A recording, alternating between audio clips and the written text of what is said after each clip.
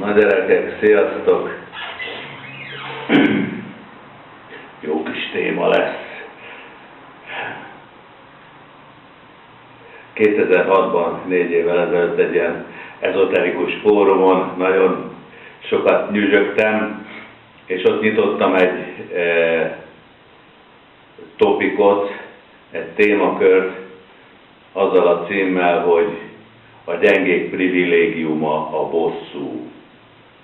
Már előtte volt egy topikom a bosszúval kapcsolatban, annak az volt a címe, hogy édes a bosszú. Milyen jó van. Az ember megváltott, no, ezt most már visszaadom. Végre visszaadtam, micsoda egy jó dolog. Ugye ennek a lélektanával foglalkozott, hogy ugye miért olyan nagy öröm, és miért mondja az ember azt, hogy édes a bosszú.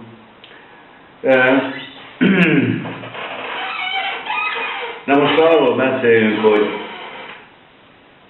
hogy is van ez? A gyengék privilégiuma a bosszú. Hát hogy? Miért? De ma reggel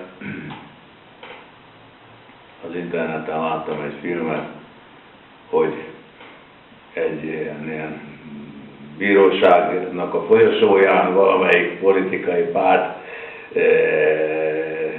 a képviselőjét, vagy tagját, egy másik valaki odament, és egy ilyen hatalmas nagy balos lengővel egy felnevágta. Hát gondoltak magamban, akkor már édes a bosszú, de tulajdonképpen belegondoltál-e abba, hogy értelmetlen dolog, és hogy miért a gyengék privilégiuma a bosszú.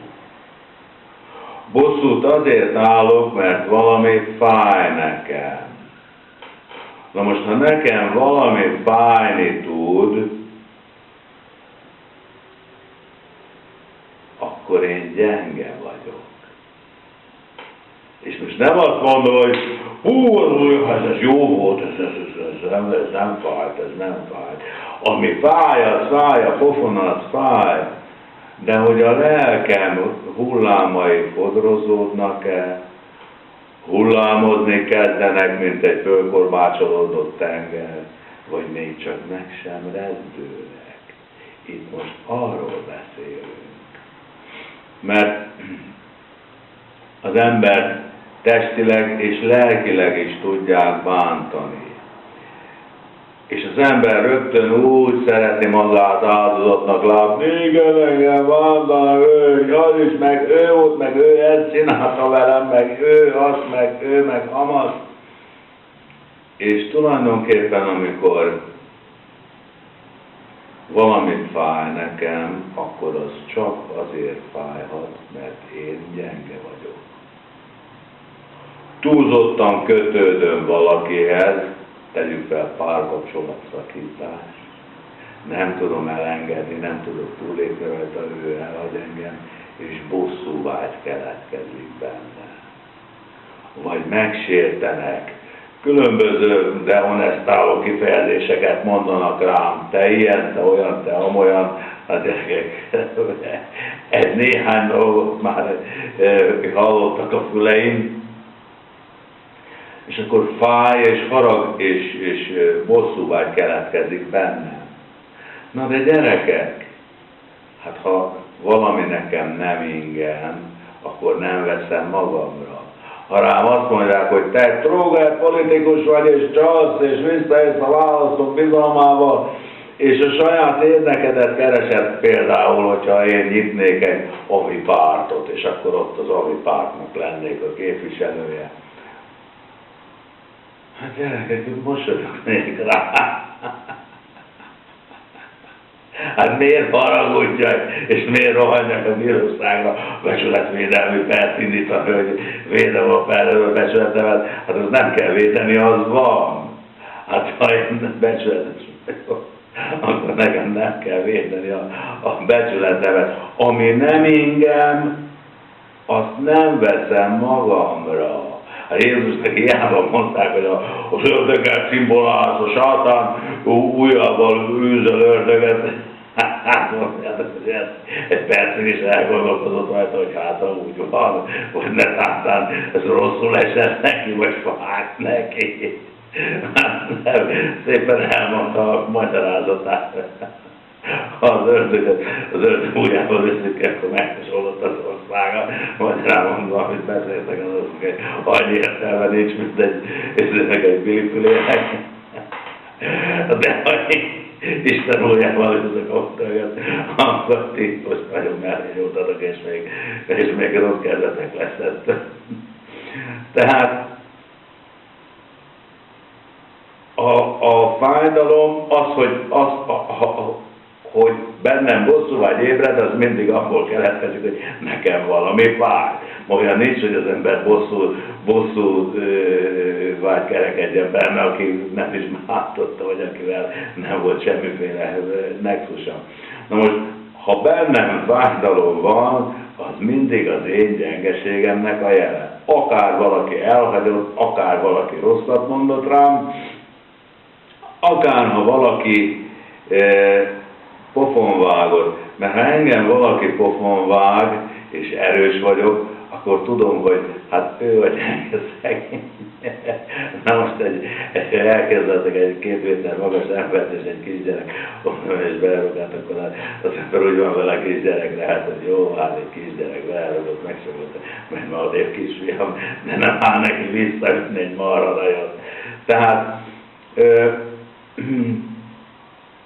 ő a gyengesége miatt bántott engem.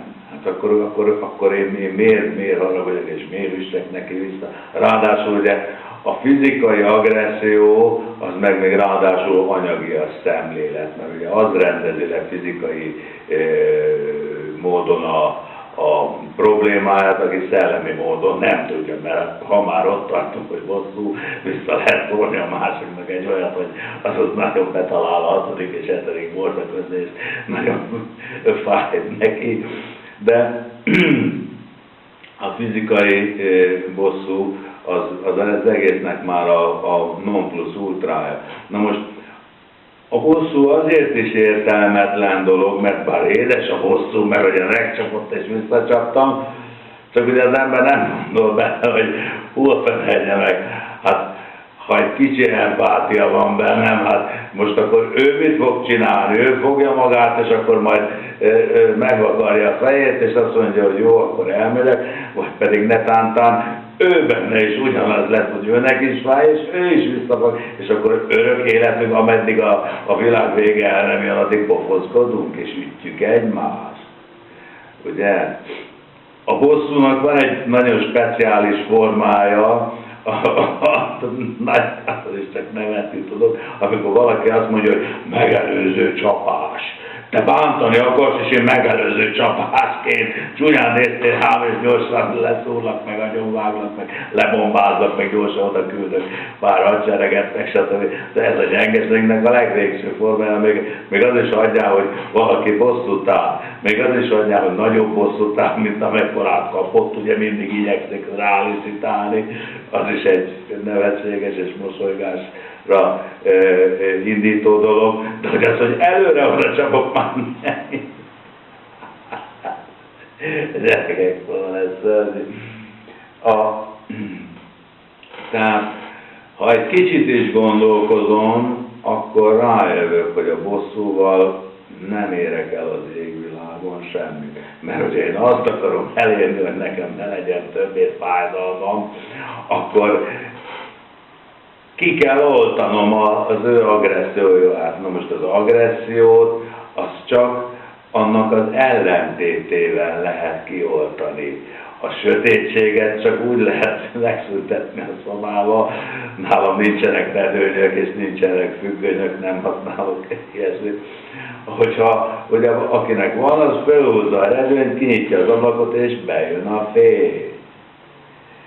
Tehát a sötétséget sötétséggel, azzal nem tudom megoldani a sötétséget, a sötét van a szobámban, tegyük fel, és le van húzva a rolló, és a lépcsőházba ég a villany, és akkor kinyitom az ablakot, vagy az ajtót a lépcsőház felé, onnan is csak sötétség tud bejönni.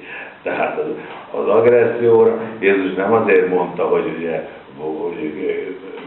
jámborak legyünk és jóságosak, mert milyen jó dolog az, hogyha nem ütünk vissza a csodát. Az agressziót csak annak az ellentéte hozta ki, hogy a pofon vágnak, az csak egy mosolyal lehet megtorolni, mert azzal nem tud aztán a másik mit kezdeni. Ha bevisz az ember egy lengőt, akkor ügyük top, és annak egy lengőt, ne neked egyet a fejedre, ügyük top neki, és aztán pedig egy másik életnapi. Szóval gyerekek, a gyengék privilégiuma a bosszú. Ne álljatok bosszút, tehát ha minden áron kikívánkozik Isten, nem omlik össze a világ, csak ugye vállalni kell a következményeit, de hogyha rajtatok valaki bosszút áll, meg kell simogatni a fejét. Sziasztok!